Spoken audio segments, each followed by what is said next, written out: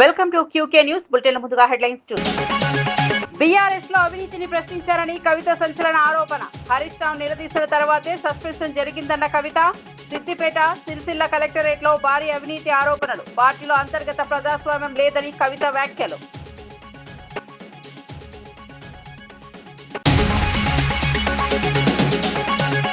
కాళేశ్వరం ప్రాజెక్టుకు తాను అడ్డుపడలేదన్న చంద్రబాబు. తెలుగు రాష్ట్రాల మధ్య విద్వేషాలు మంచివి కాదని వ్యాఖ్య. ప్రతి ఏడాది వేల టీఎంసీల నీరు వృధా అవుతోందని ఆవేదన. రాజకీయాల కన్నా ప్రజల ప్రయోజనాలే ముఖ్యమని స్పష్టం.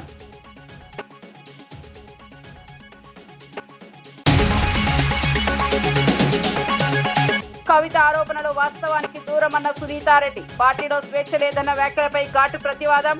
పదవులు ఇచ్చిన పార్టీపై ఆరోపణలు తగవని విమర్శ. బహిరంగ వ్యాఖ్యలతో కార్యకర్తల్లో గందరగోళమని ఆవేదన.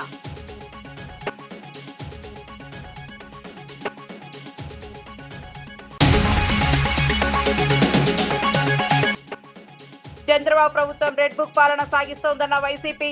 ఎంపీపీ ఎన్నికల్లో బలవంతపు రాజకీయాల ఆరోపణలు. పోలీసుల సమక్షంలో కిడ్నాపులపై వైసీపీ మండిపాటు. ప్రజాస్వామ్యంపై దాడిగా వైసీపీ విమర్శలు.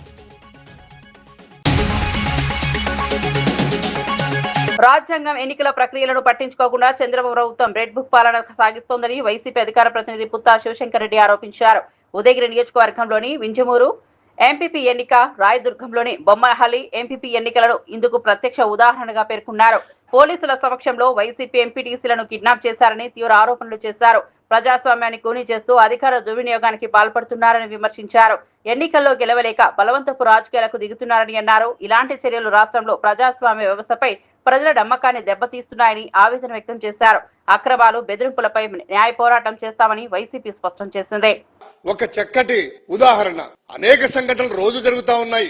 కానీ ఎన్నిక అనేటువంటిది ప్రజాస్వామ్యబద్ధంగా జరగాలని, దానికంటూ ఒక కోడ్ ఆఫ్ కండక్ట్, కొన్ని నియమాలు, నిబంధనలు ఉంటాయనేటువంటిది కూడా ఏమాత్రము లెక్క చేయకుండా పైనుంచి ఆ ఎర్ర బుక్ పట్టుకొని పైనుంచి ఆదేశాలు ఇస్తే కింద లోకల్ గా ఉన్నటువంటి స్థానిక శాసనసభ్యులు వీరంగం సృష్టిస్తూ, రక్తపాతం సృష్టిస్తూ, ఎన్నికనేటువంటిది కనీస సంఖ్యాబలం లేకపోయినా, ఉదయగిరిలో చూసుకున్నట్లయితే వింజమూరు ఎంపీపీ సంబంధించినటువంటి వాటిలో 12 మొత్తం స్థానాలు 12 ఉంటే ఎంపీటీసీ స్థానాలు 9 వైఎస్ఆర్ కాంగ్రెస్ పార్టీ, 3 ఇండిపెండెంట్లు. కనీసం ఒక్క ఎంపీటీసీ కూడా వారి యొక్క తెలుగుదేశం గాని, జనసేన గాని, కూటమి నాయకుల యొక్క గుర్తుతో గెలిచినటువంటి స్థానం ఒక్కటి కూడా లేదు, సున్నా. అదేవిధంగా రాయదుర్గంలో మొత్తం 16 స్థానాలు ఉంటే 15 స్థానాలు వైఎస్ఆర్ కాంగ్రెస్ పార్టీ. పూర్తి బలం ఉన్నా, ఏకపక్షంగా ఉన్నా, కనీసం ఎన్నిక జరగకుండా స్థానిక శాసనసభ్యులు పెద్దల పైన ఆదేశాలతో వీరంగం సృష్టిస్తూ, రక్తపాతం సృష్టిస్తూ, సాక్షాత్తు పోలీసులు, ఎన్నికల అధికారుల ముందరే. ఇక్కడ విచిత్రమైనటువంటి సన్నివేశం ఏంటంటే, ఆ పోలీసు అధికారులు ప్రేక్షక పాత్ర వహిస్తూ పైన వచ్చినటువంటి ఆదేశాల ప్రకారము ఏదన్నా జరగని, కూటమి నాయకులు ఎలా చెప్తే అలా చేయాలి అనేటువంటి ఒక పచ్చ బుక్కులో రాసినటువంటి ఆ యొక్క పచ్చ అహంకారంతో వాళ్ళు చెప్తే, ఇక్కడ వీళ్ళు చేస్తున్నటువంటిది ఏమిటి? మీకు కనీస బాధ్యత లేదా? ఒక్కసారి ఆ నెల్లూరు జిల్లా వింజమూరులో జరిగినటువంటి వీరంగం ఒకసారి చూద్దాం. ఓ మహిళా ఎంపీటీసీలు ఏ విధంగా రక్తపాతం సృష్టించారు.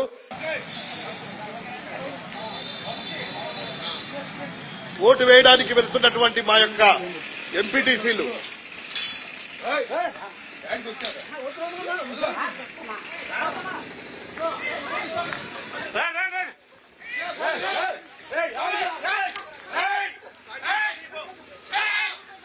చూడండి, ఆ స్కార్పియో వాహనంలో మా ఎంపీటీసీని ఏ విధంగా బంధించి. బీఆర్ఎస్ పార్టీలో తనకు స్వేచ్ఛ లేదని కవిత చేసిన వ్యాఖ్యలపై మాజీ ఎమ్మెల్యే గొంగిడి సునీతారెడ్డి ఘాటుగా స్పందించారు. కవితకు పార్టీలో స్వేచ్ఛ లేకపోతే అంతమంది నాయకులకు పదవులు ఎలా ఇప్పించగలిగారని ప్రశ్నించారు. బీఆర్ఎస్ పార్టీ కవితను వేధించిందన్న ఆరోపణలు వాస్తవానికి దూరమని అన్నారు. పార్టీ అధ్యక్షుడితో అందరికంటే ఎక్కువ చనువు కవితకే ఉండేదని గుర్తు చేశారు. పదవులు, బాధ్యతలు ఇచ్చిన పార్టీపై ఇప్పుడు ఆరోపణలు చేయడం సరికాదని వ్యాఖ్యానించారు.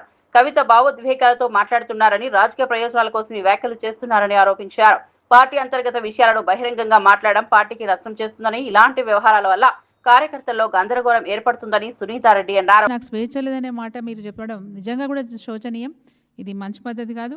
అదేవిధంగా మరి వ్యక్తిగత విషయాలు మాట్లాడుకోవడానికి మీరు ఆ వేదికను వాడుకున్నారు తప్ప ఇంకొక విషయం ఏం లేదు. చాలా బాధపడుకుంటూ మరి కంటతడి పెట్టినారు. కంటతడి పెట్టేంత క్షోభకు ఈ పార్టీ మిమ్మల్ని ఏం గురి చేయలేదు. గుంటూరు శివారులో జరుగుతున్న 3వ ప్రపంచ తెలుగు మహాసభలో కేంద్ర మంత్రి పెమ్మసాని చంద్రశేఖర్ పాల్గొని తెలుగు భాష గొప్పదనాన్ని వివరించారు. ఈ సందర్భంగా ఆయన మాట్లాడుతూ తెలుగు నేర్చుకోవడం వల్ల పిల్లల్లో విషయ పరిజ్ఞానం, ఆలోచన శక్తి, జ్ఞాపక శక్తి మరింత పెరుగుతాయని తెలిపారు. మాతృభాషలో విద్య అభ్యసించడం ద్వారా కుటుంబ బంధాలు నిలబడతాయని, సంస్కృతి సంప్రదాయాలు నిలుస్తాయని పేర్కొన్నారు. ప్రపంచవ్యాప్తంగా అనేక రంగాల్లో రాణించిన ప్రముఖులు తమ మాతృభాషలోని విద్యను పూర్తి చేసి ఎదిగారని గుర్తు చేశారు. తెలుగు కేవలం ఒక భాష మాత్రమే కాకుండా మన జీవన విధానమని, మన గుర్తింపని అన్నారు. భవిష్యత్ తరాలకు తెలుగు భాషను అందించాల్సిన బాధ్యత ప్రతి ఒక్కరిపై ఉందని, ఇంటి నుంచే మాతృభాష ప్రయాణం మొదలవ్వాలని ఆయన పిలుపునిచ్చారు. దాన గుణంలో కలియుగ కర్ణుడైనటువంటి శ్రీ అశోక్ గజపతి రాజు గారికి, అసెంబ్లీని ఒంటి చేత్తో నడిపిస్తున్నటువంటి శ్రీ చింతకాయ లయన్న పాత్రుడు గారికి, వేదికను అలంకరించిన పెద్దలకు, మా నియోజకవర్గ ఎమ్మెల్యేలకు, నాయకులకు, పాత్రికేయులకు, వీరందరితో పాటు భావాల భాష, బంధాల భాష, తరం మారిన, దేశం దాటినా తరగని తెలుగు ఉషస్సుని, తేజస్సుని ప్రేమిస్తూ, ఆరాధిస్తూ, గౌరవిస్తూ ఇక్కడికి విచ్చేసిన ప్రతి ఒక్క తెలుగు వారికి వందనం, అభివందనం. శతాబ్దాల ఘన చరిత్ర కలిగిన తెలుగు భాషాభిమానులు ఒక చోట చేరిన ఈ అపూర్వమైన, ఆనందమైన, అద్వితీయమైన వేడుక ఈ ప్రపంచ మహాసభలు. తెలుగు భాష కేవలం సంభాషణ మాధ్యమం మాత్రమే కాదు, శతాబ్దాలుగా ప్రతిధ్వనిస్తున్న మన పూర్వీకుల స్వరం, వేల సంవత్సరాలు పైగా సాహిత్య సాంప్రదాయాన్ని నింపుకున్న ఒక మహా సముద్రం. అన్నమాచార్యుల కీర్తనల నుండి శ్రీ విప్లవ కవిత్వం వరకు, నన్న మహాభారతం నుండి విశ్వనాథ సత్యనారాయణ ఆధునిక సాహిత్యం వరకు తెలుగు ప్రపంచానికి విజ్ఞానాన్ని, వినోదాన్ని, విప్లవ స్ఫూర్తిని అందించినటువంటి భాష ఈ తెలుగు భాష. కూచిపూడి నృత్యం నుండి శాస్త్రీయ కళలను, మన సాంప్రదాయ సంగీత రూపాలను, మన తాత్విక గ్రంథాలను తెలుసుకోవటం కోసం ఈ తెలుగు ఎప్పుడు తలుపులు తెరిచి ఉంచుతుంది. తెలుగు నేర్చుకోవడం ద్వారా మనల్ని మన మూలాలతో కలుపుతుంది, తరతరాల మధ్య కుటుంబ బంధాలను బలపరుస్తుంది. ఒకప్పుడు వెంకయ్యనాయుడు గారు చెప్పినట్టు, నాన్న అనే పదంలో ఉండే నమ్మకం, గురువు అనే పదంలో ఉండే గౌరవం, దేశం అనే పదంలో ఉండే ధైర్యం ఒక్క తెలుగు భాషలోనే వస్తుంది అని మీ అందరికీ నేను తెలియజేస్తా ఉన్నాను. తెలుగు నేర్చుకున్న పిల్లలు రీసెర్చ్లో చూస్తే వారికి విషయ పరిజ్ఞానం కానీ, జ్ఞాపక శక్తి కానీ, సృజనాత్మకత కానీ చాలా ఎక్కువగా పొంది ఉంటారు. నేను కూడా 25 సంవత్సరాలు అమెరికాలో ఉన్నా ఈరోజు మీ అందరితో కలిసి ఉన్నాను అంటే దానికి కారణం తెలుగు భాష, ఆ భాషపై ఉన్నటువంటి మమకారం, ఆ భాష మీద ఉన్నటువంటి పట్టు అని మీ అందరికీ నేను తెలియజేస్తా ఉన్నాను. చిన్నప్పుడు మా తల్లిదండ్రులు మాకు గోరు ముద్దలు తినిపించేటప్పుడు చందమామ కథలు, సామెతలు చెప్పి పెంచారు. ఈ రోజుల్లో లాగా సెల్ ఫోన్లు పెట్టి పెంచలేదు కాబట్టే ఈరోజు మీ అందరి ముందు నేను మాట్లాడగలుగుతున్నానని కూడా తెలియజేస్తా ఉన్నాను. ఇవన్నీ ఎందుకంటే ఈరోజు పిల్లలకి తెలుగు చదవటం, మాట్లాడటం, రాయటం, అదేవిధంగా సొంత భాషపై గర్వం లేకపోవటం ప్రధాన సమస్యలుగా ఉన్నాయి. భాష చనిపోతే సంస్కృతి చనిపోతుంది, సంస్కృతి చనిపోతే మనకి గుర్తింపు మాయమవుతుంది అని కూడా మీరు అందరూ తెలుసుకోవాలి. ఇంగ్లీష్ నేర్చుకోవడం తప్పు కాదు, కానీ తెలుగు మర్చిపోవటం మాత్రం తప్పే. మనకి 2 కళ్ళు ఎలా ఉన్నాయో 2 భాషలు కూడా ముఖ్యమని అందరూ తెలుసుకోవాలి. దీనిని పరిరక్షించడానికి, వ్యాప్తి చెందించడానికి అందరం కృషి చేయాల్సినటువంటి పరిస్థితి ఉంది. అందరం ఇంట్లో తెలుగులో మాట్లాడాలి. నేను కూడా అమెరికాలో ఉన్న మా పిల్లలతో ఎప్పుడు తెలుగులోనే మాట్లాడతాం. ఎందుకంటే తల్లిదండ్రులే మొట్టమొదటి గురువులు పిల్లలకని తెలుసుకోవాలి. తెలుగు కథలు, తెలుగు సామెతలు చెప్పాలి, తెలుగు పాటలు వినిపించాలి. మన భాష విలువను, చరిత్రను, గొప్పదనాన్ని ప్రతి ఒక్కరికి తెలియజేయాలి. అదేవిధంగా ప్రభుత్వాలతో తెలుగు సాహితీ సంఘాలను, గ్రంథాలయాలను మరియు సాంస్కృతిక కార్యక్రమాలను మనం అందరం విద్యుత్ శాఖలో గతంలో ఎన్నో కీలక సంస్కరణలు చేపట్టామని ఉప ముఖ్యమంత్రి బట్టి విక్రమార్క తెలిపారు. అత్యవసర పరిస్థితిలో విద్యుత్ సమస్యలను పరిష్కరించేందుకు 108 తరహాలో ఎలక్ట్రిక్ అంబులెన్స్లను ఏర్పాటు చేశామని వెల్లడించారు. గత 6 నెలలుగా ఈ సేవలు అందుబాటులో ఉన్నాయని చెప్పారు. ట్రాన్స్ఫార్మర్ సమస్యలు, విద్యుత్ అంతరాయాలకు వెంటనే స్పందించేందుకు ఈ అంబులెన్స్లు ఉపయోగపడుతున్నాయని తెలిపారు. రైతులు, వినియోగదారులు ఎదుర్కొంటున్న ఇబ్బందులను తగ్గించడమే లక్ష్యంగా ఈ చర్యలు చేపట్టామని పేర్కొన్నారు. విద్యుత్ సరఫరా వ్యవస్థను మరింత బలోపేతం చేయడానికి ప్రభుత్వం కట్టుబడి ఉందని బట్టి విక్రమార్క స్పష్టం చేశారు. 31/12/2025 తేదీ వరకు గల కాలంలో రాష్ట్రంలో వ్యవసాయ కనెక్షన్ల కోసం ప్రజలు దరఖాస్తు చేసుకున్నటువంటి 3,44,462 మంది రైతులు దరఖాస్తు చేసుకున్నారు.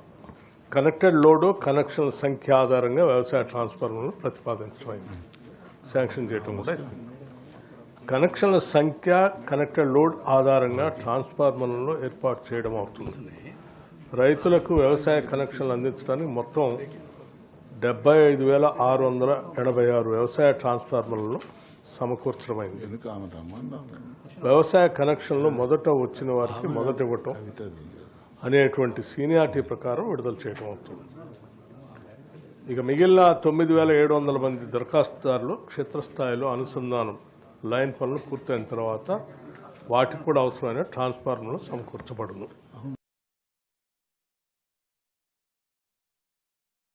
ఈ ఎలక్ట్రిసిటీ డిపార్ట్మెంట్లో, ఎనర్జీ డిపార్ట్మెంట్లో చాలా రిఫార్మ్స్ చేశాం. ఆ రిఫార్మ్స్ ఏంటంటే ఎలక్ట్రికల్ అంబులెన్సెస్ పెట్టాము అధ్యక్ష. అంబులెన్సెస్ ఏంటంటే గతంలో 108 ఫోన్ చేస్తే ఎట్లయితే వచ్చి పనిచేస్తాయో ఇప్పుడు 1912 అని ఒక టోల్ ఫ్రీ నెంబర్ ఇచ్చాం. ఎక్కడ ఎవరికి ఏ సమస్య ఉన్నా ఆ నెంబర్ ఫోన్ చేస్తే ఈ ఎలక్ట్రికల్ అంబులెన్సెస్లో సరిపోయే మినిమం ఒక ట్రాన్స్ఫార్మర్ ఇమీడియట్గా కావలసినటువంటి పవర్సా అంటే రంపం, సేఫ్టీ గేర్ బాక్స్ లాంటి అన్నీ కూడా ఆ వెహికల్స్లో పెట్టి ఆ వెహికల్కి జీపీఎస్ కూడా పెట్టి ఇక మీరు ఫోన్ చేయాలని అమ్మటే మేము ఇన్ఫార్మ్ చేస్తే వెహికల్కి వెళ్ళిపోతుంది మెసేజ్. వెహికల్ ఇమీడియట్గా అక్కడ పోయి దాన్ని అడ్రస్ చేసే పరిస్థితిని ఇప్పుడు రాష్ట్రంలో అమలు చేస్తూ 6 నెలల నుంచి అమలు చేస్తాం. అట్లాగే ట్రాన్స్ఫార్మర్స్ సంబంధించి ఎనీ నెంబర్ ఆఫ్ ట్రాన్స్ఫార్మర్స్ ఇబ్బంది లేకుండా ఇస్తా ఉన్నాం అధ్యక్ష. ప్రభుత్వం మాత్రమే కాకుండా ప్రజలు కూడా కష్టాల్లో ఉన్నారని సీఎం చంద్రబాబు గుర్తించారని రాష్ట్ర నైపుణ్య అభివృద్ధి సంస్థ చైర్మన్ బూరుగుపల్లి శేషారావు అన్నారు. తూర్పుగోదావరి జిల్లా ఉండ్రాజవరం మండలం వేలివెన్నిలో లబ్ధిదారులకు సీఎం రిలీఫ్ ఫండ్ చెక్కులు పంపిణీ చేశారు. రాష్ట్రంలో ఆర్థిక ఇబ్బందులు ఉన్నప్పటికీ ప్రజల కష్టాలను తీర్చేందుకు కూటమి ప్రభుత్వం ప్రయత్నిస్తోందని తెలిపారు. అత్యవసర పరిస్థితుల్లో ప్రజలకు అండగా నిలబడమే ప్రభుత్వ లక్ష్యమని చెప్పారు. చికిత్స ఖర్చులు, అనారోగ్య సమస్యలతో ఇబ్బందులు పడుతున్న కుటుంబాలకు ఈ సహాయం ఊరటనిస్తుందని పేర్కొన్నారు. ప్రజల సంక్షేమం కోసమే ప్రభుత్వం వెనకాడకుండా ముందుకు వస్తోందని ఆయన వ్యాఖ్యానించారు. ఇబ్బందుల్లో ఉంటా వ్యవస్థలే కాదు ప్రజలు కూడా అంతే కష్టంలో సమస్యల్లో ఇరుక్కుపోయి ఉన్నారు. వారందరికీ ప్రతి విషయంలోనూ ఏదోడు వాదోడుగా ఉండాలి. వారందరికీ మరి ఈ ప్రభుత్వం అండగా ఉండాలనేటటువంటి సత్సంకల్పంతో ఒక పక్కన ఆర్థిక లోటు ఉన్నప్పటికీ పెద్ద మనసుతో ఇంత సహాయాన్ని అందిస్తున్నందుకు మన ఎన్డీఏ కూటమి ప్రభుత్వానికి, మన గౌరవ ముఖ్యమంత్రి నారా చంద్రబాబు నాయుడు గారికి, ఉప ముఖ్యమంత్రి పవన్ కళ్యాణ్ గారికి, శ్రీ నారా లోకేష్ గారికి ప్రత్యేకమైనటువంటి కృతజ్ఞతలు, ధన్యవాదాలు మన నియోజకవర్గం తరపున తెలియజేసుకుంటూ ప్రతి కుటుంబానికి అవసరమైతే గనక 25 లక్షల రూపాయల వరకు వైద్య సహాయం అందించేటటువంటి విధంగా మనం ఒక ఇన్సూరెన్స్ పాలసీని తెలుగు భాష సంస్కృతిని భావితరాలకు అందించడం అందరి బాధ్యత అని గోవా గవర్నర్ అశోక్ గజపతిరాజు అన్నారు. మాతృభాష ద్వారా మాత్రమే విలువలు, సంప్రదాయాలు నిలుస్తాయని ఆయన అభిప్రాయపడ్డారు. తెలుగు భాష కేవలం మాట్లాడే భాష మాత్రమే కాకుండా జీవన విధానమని చెప్పారు. పిల్లలకు చిన్ననాటి నుంచే మాతృభాషలో బోధన అందిస్తే జ్ఞాపక శక్తి, ఆలోచన శక్తి పెరుగుతుందని తెలిపారు. ప్రపంచంలో ఎన్నో గొప్ప వ్యక్తులు తమ మాతృభాషలోని విద్యను అభ్యసించి ఎదిగారని గుర్తు చేశారు. ఆంగ్ల భాష అవసరమైన మాతృభాష నిర్లక్ష్యం చేయరాదని సూచించారు. తెలుగు భాష పరిరక్షణకు కుటుంబం నుంచే ఆరంభం కావాలని పిలుపునిచ్చారు. ఒక అనుమానంగా ఉంది. భాష ఉండాలి, తెలుగు సంస్కృతి ఉండాలి, తద్వారా మనకి భారతీయ విలువలు ఎలా పెరిగాయో భావి తరాలకి అందించాలని మనం అందరూ అనుకున్నా ఆ కోరికల్ని కార్య రూపంలో ఎలా దాల్చాలి అది మన అందరి ముందన ఒక పెద్ద సమస్యగా నిలబడ ఉందని నేను అనుకుంటా ఉన్నాను. మన అందరికీ ఒక పాత్ర ఉంటది. ఆ పాత్ర మనమందరం నిలబెడితే మన తెలుగు భాషకి న్యాయం చేసిన వాళ్ళు అవుతాము. మేడారం సమ్మక్క సారాలమ్మ మహాజాతర నేపథ్యంలో మంత్రులు సీతక్క, కొండా సురేఖ గవర్నర్ జిష్ణుదేవ్ వర్మను లోక్ భవన్ లో కలిశారు. ఈ సందర్భంగా సమ్మక్క సారాలమ్మ జాతరకు సంబంధించిన ఆహ్వాన పత్రికను గవర్నర్ కు అందజేశారు. ప్రపంచంలోనే అతిపెద్ద గిరిజన జాతరగా పేరుగాంచిన మేడారం జాతరకు రావాలని మంత్రులు గవర్నర్ ను ఆహ్వానించారు. జాతర నిర్వహణకు ప్రభుత్వం అన్ని ఏర్పాట్లు చేస్తోందని, భక్తులకు ఎలాంటి ఇబ్బందులు లేకుండా చర్యలు తీసుకుంటామని తెలిపారు. గిరిజన సంస్కృతి సాంప్రదాయాలకు ప్రతీకగా నిలిచిన ఈ జాతరకు రాష్ట్ర ప్రభుత్వం అత్యంత ప్రాధాన్యమిస్తోందని పేర్కొన్నారు. జాతర ద్వారా గిరిజనుల ఆరాధన, ఆత్మీయత ప్రపంచానికి చాటబడుతుందని మంత్రులు వివరించారు.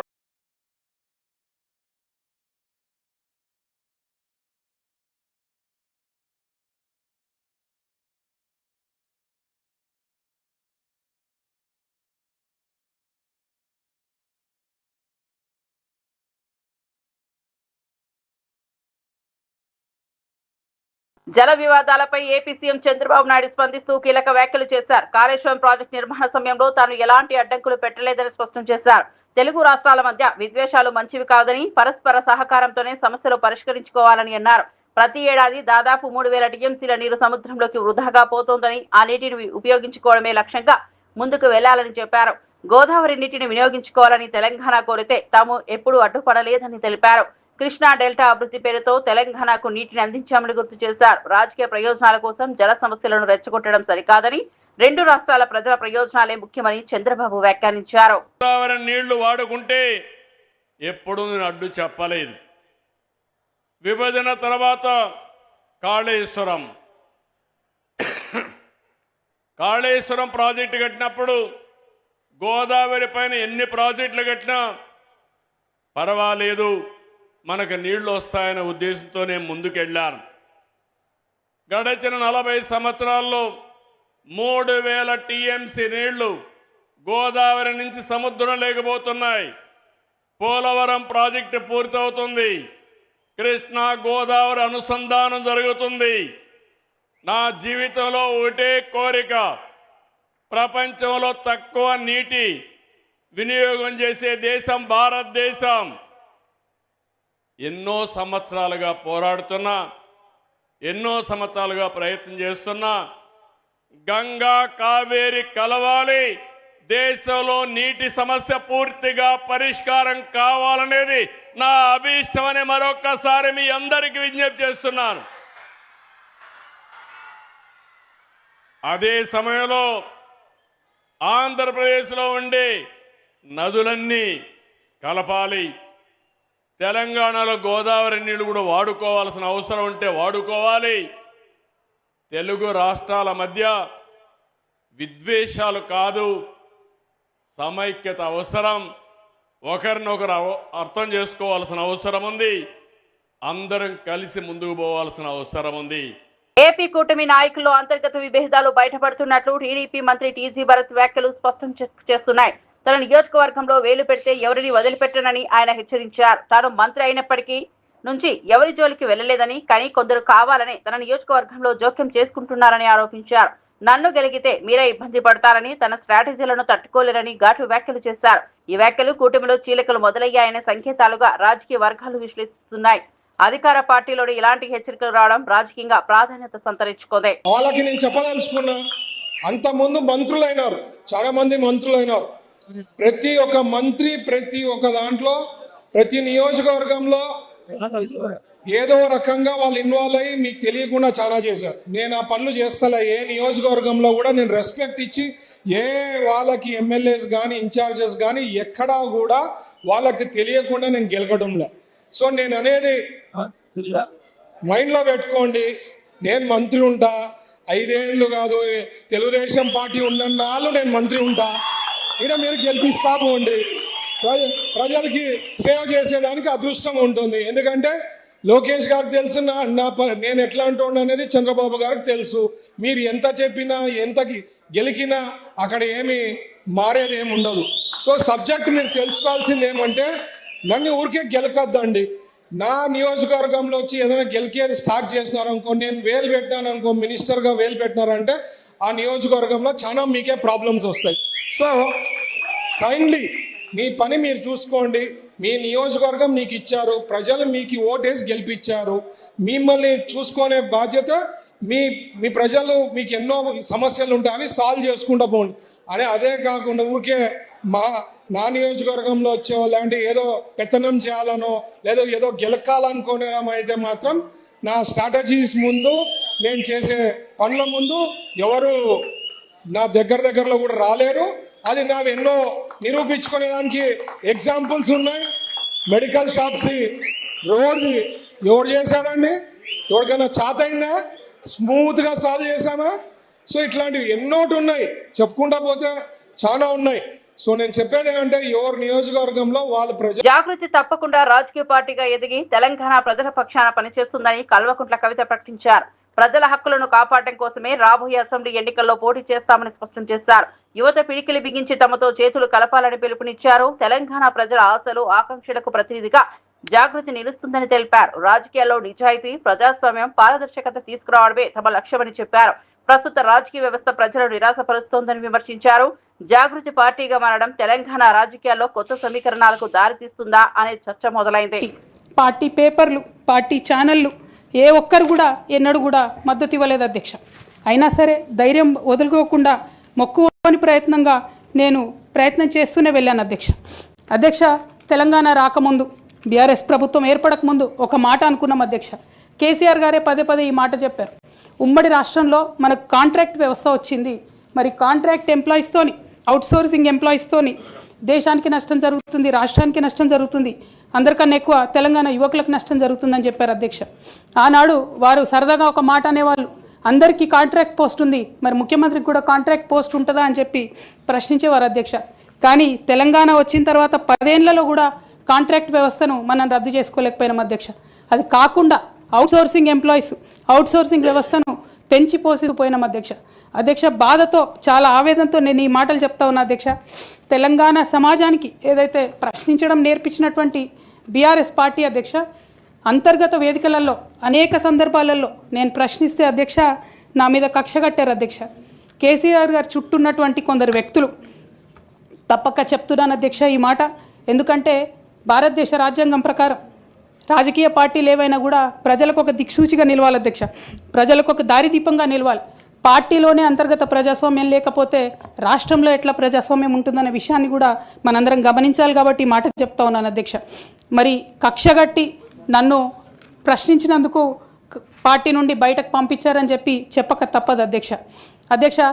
మొదటి సంవత్సరం నుంచే రాష్ట్ర స్థాయి నిర్ణయాలలో ఎక్కడ కూడా నా పాత్ర లేకుండా కట్టుబడి చేసినారు అధ్యక్ష. ఇవాళ ఆనాడు బాధపడ్డా, ఇవాళ నేను సంతోషపడతా ఉన్నా అధ్యక్ష. రాయలసీమ ఎత్తిపోతల పథకం ఆగిపోవడానికి చంద్రబాబు నాయుడే కారణమని తెలంగాణ సీఎం రేవంత్ రెడ్డి అసెంబ్లీలో చేసిన వ్యాఖ్యలు తీవ్ర రాజకీయ దుమారం రేపుతున్నాయి. చంద్రబాబు దయ వల్లే ఆ ప్రాజెక్టు నిలిచిపోయిందని వ్యాఖ్యానించారు. దీంతో ఈ ప్రభుత్వం రాయలసీమ ప్రజలకు చేస్తున్న ద్రోహం బయటపడుతుందనే విమర్శలు వినిపిస్తున్నాయి. రాయలసీమకు అత్యంత కీలకమైన ఈ ఎత్తిపోతల పథకం నిలిచిపోవడం వల్ల సాగునీరు, త్రాగునీటి సమస్యలు తీవ్రతమవుతున్నాయని ప్రతిపక్షాలు ఆరోపిస్తున్నాయి. రాజకీయ ప్రయోజనాల కోసం ప్రజల అవసరాలను తాకట్టు పెడుతున్నారని విమర్శలు వస్తున్నాయి. సీఎం వ్యాఖ్యలు 2 తెలుగు రాష్ట్రాల మధ్య జల వివాదాలకు మరింత మంట పెట్టేలా ఉన్నాయని రాజకీయ విశ్లేషకులు అంటున్నారు. తన శిష్యుడైనటువంటి రేవంత్ రెడ్డి ప్రయోజనాలను కాపాడటం కోసమని చంద్రబాబు రాయలసీమ ప్రజల కళ్లల్లో కారం కొట్టినారు. రేవంత్ రెడ్డితో చేస్తున్నటువంటి జట్టు రాయలసీమను తాకట్టు పెట్టే విధంగా వ్యవహరించటం జరుగుతోంది. రేవంత్ రెడ్డి మీదేమో పన్నీరు, రాయలసీమ వాసులకేమో కన్నీరు మిగిల్చే విధంగా చంద్రబాబు నిర్ణయం తీసుకోవటం ఎంత దుర్మార్గంగా ఉందో మనమందరము కూడా ఆలోచించాలి. రాయలసీమ వాసులంగా జగన్మోహన్ రెడ్డి గారు ఎంతో ఉదాత్తమైనటువంటి ఆశయంతో రాయలసీమ వాసుల కడగండ్లు పూర్తిగా తీర్చివేయాలన్నటువంటి సదాశయంతో దాదాపు 4,000 కోట్ల రూపాయల ప్రాజెక్టును, ప్రతిరోజు కూడా 1 టీఎంసీ వాటర్ను, మిగులు జలాలను రాయలసీమ ప్రాంత వాసులకు అందరికీ వాళ్ళ పొలాలను తడపాల అన్నటువంటి గొప్ప ఆలోచన చేస్తే ఈ రోజున చంద్రబాబు నాయుడు గారు ఉద్దేశ్యపూర్వకంగా రేవంత్ రెడ్డి ప్రయోజనాలను కాపాడటం కోసమని రాయలసీమను తాకట్టు పెట్టడం అంటే ఇంతకంటే ఘోరం మరొకటి లేదు. చంద్రబాబు గారి తెలుగుదేశం పార్టీ చెలికత్త పత్రిక ఈ రోజున పతాక శీర్షికల్లో ఒక వ్యాసం రాసింది. ప్రభుత్వ వర్గాలు జగన్మోహన్ రెడ్డి గారే ద్రోహం చేసినారు ఎత్తిపోతల పథకానికి అని చెబుతూ. ఎంత దారుణమైనటువంటి విషయం. ఎవరు ఆ ప్రభుత్వ వర్గాలు అంటే ఈ రాష్ట్రంలో ఉన్నటువంటి అధికారులందరినీ కూడా తెలుగుదేశం పార్టీ కార్యకర్తలుగా ఆ చెలికెత్త పత్రిక మార్చివేసింది ఆ వ్యాసం ద్వారా. తెలుగుదేశం పార్టీకి సంబంధించినటువంటి నాయకులకు ఎవరికీ కూడా దాని మీద ఏ రకమైనటువంటి అవగాహన లేకపోవడంతో సాక్షాత్తు ఆ చెలికత్తె భుజానాకు ఎత్తుకొని ఈ వ్యాసాన్ని ప్రజల నెత్తిన రుద్దేటువంటి ప్రయత్నం చేసింది. సీమకు చంద్రబాబు గారు ఏ రోజు కూడా సీమ వాసి అయ్యుండి ఒక్క రోజు కూడా అతను ఒక్క మంచి పని చేసినటువంటి పాపాన పోలేదు. రాయలసీమకు ఏదైనా మేలు జరిగిందంటే 84-85 ప్రాంతాలలో వైఎస్ రాజశేఖర రెడ్డి గారి నాయకత్వంలో ఆనాడు జరిగినటువంటి విరోచిత పోరాటాలు, ఆయన ముఖ్యమంత్రి అయిన తర్వాత అది గాలేరి నగరి కావచ్చు, హంద్రీనివా కావచ్చును, ఏ నీటిపారుదల ప్రాజెక్టు రాయలసీమకు అయినా కూడా పెద్ద ఎత్తున వచ్చినాయి అంటే అది ఆయన పుణ్యమే. రాజశేఖర రెడ్డి గారే లేకపోయి ఉంటే రాయలసీమ వాసులకు తీరని నష్టం జరుగుండేది. ఆయన వారసుడుగా జగన్మోహన్ రెడ్డి గారు మరింతగా రాయలసీమ వాసుల కడగండ్లను తీర్చాలన్నటువంటి గొప్ప ఆలోచనతో ఈ ఎత్తిపోతల పథకానికి శ్రీకారం చుడితే ఆ చెలికెత్త పత్రిక. బులెటిన్ ముగించే ముందు హెడ్లైన్స్ మరోసారి చూద్దాం. బీఆర్ఎస్ లో అవినీతిని ప్రశ్నించారని కవిత సంచలన ఆరోపణ. హరీష్ రావు నిలదీసిన తర్వాతే సస్పెన్షన్ జరిగిందన్న కవిత. సిద్దిపేట, సిరిసిల్ల కలెక్టరేట్ లో భారీ అవినీతి ఆరోపణలు. పార్టీలో అంతర్గత ప్రజాస్వామ్యం లేదని కవిత వ్యాఖ్యలు.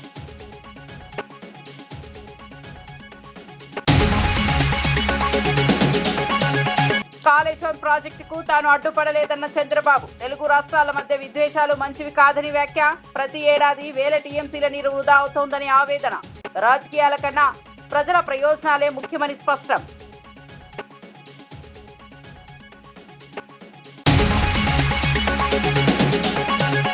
కవిత ఆరోపణలో వాస్తవానికి దూరమన్న సునీతారెడ్డి. పార్టీలో స్వేచ్ఛ లేదన్న వ్యాఖ్యలపై ఘాటు ప్రతివాదం. పదవులు ఇచ్చిన పార్టీపై ఆరోపణలు తగవని విమర్శ. బహిరంగ వ్యాఖ్యలతో కార్యకర్తల్లో గందరగోళమని ఆవేదన.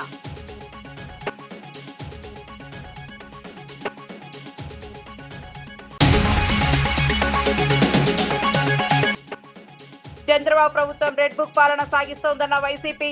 ఎంపీపీ ఎన్నికల్లో బలవంతపు రాజకీయాల ఆరోపణలు. పోలీసుల సమక్షంలో కిడ్నాపులపై వైసీపీ మండిపాటు. ప్రజాస్వామ్యంపై దాడిగా వైసీపీ విమర్శలు.